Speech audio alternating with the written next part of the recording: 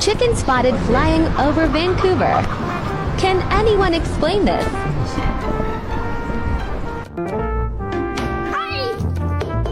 Have a smooth grain. No ridges or lumps or valleys or bumps.